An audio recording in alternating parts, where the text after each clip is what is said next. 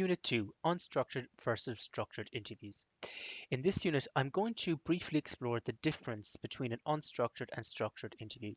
So I explore what is an unstructured or a structured interview and what makes them different.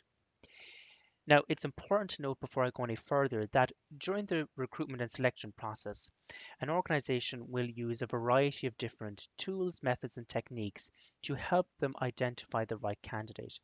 In this unit, I'm just going to focus on unstructured and structured interviews, but there are other techniques and methods that will be used by an organization. In the accompanying course resource folder that comes with this short course in interview skills, I have provided an information handout that provides details on those different methods and techniques and makes some recommendations on how you might prepare.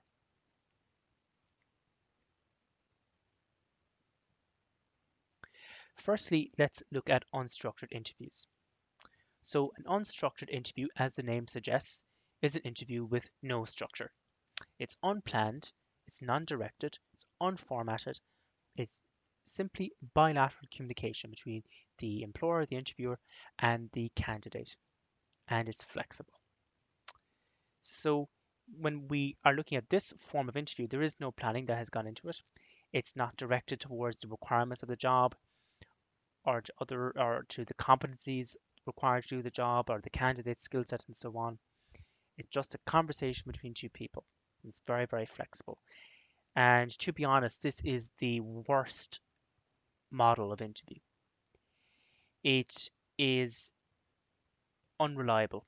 The predictive validity of unstructured interviews is honestly zero.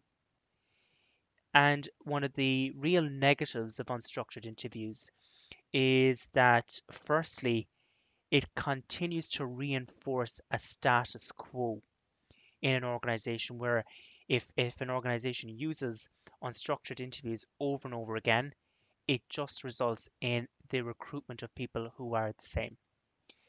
Clones almost. It's just reinforcing that status quo in the organization. And an unstructured interview can also reinforce indirect discrimination against candidates. And this is particularly the case for underrepresented groups. So it does little to prevent unconscious bias and indirect discrimination. It very much reinforces it. So there's very few merits, if any, to unstructured interviews. A structured interview is, as the name suggests, focused on structure. It's built on a foundation of structure. And although it doesn't totally remove the negative elements of unstructured interview, and what I'm referring to here is the reinforcement of the status quo and indirect discrimination, even though it doesn't remove them fully, it does significantly reduce the impact or the effect of them because it is obliging the interviewers to conduct a conversation that is focused on gathering data from the candidate. And they're comparing that data with data that was generated by the organization during a process known as job analysis. A job analysis is conducted when a position has become vacant, and the job analysis explores how this job functions. What are the duties and responsibilities of this job? What are the skills requirements to do this job effectively? And organizations can also consider how will this job change in, for example, the next 5 years? Will the skill set as a result also change? And if so, what other skills will candidates need? So the structured interview encourages a much more focused conversation that seeks to gather information that identifies how a candidate fits this particular role. So it's focused on job performance. It's focused on a candidate's competencies. There are three types of structured interview. The first is biographical interview, And this is where the interview takes the candidate through their CV, exploring their previous experience. And also within this type of interview, there's a discussion on the candidate's motivations for job changes and their aspirations. So this is very much an interview that is chronologically based. The second form of structured interview is competency questions.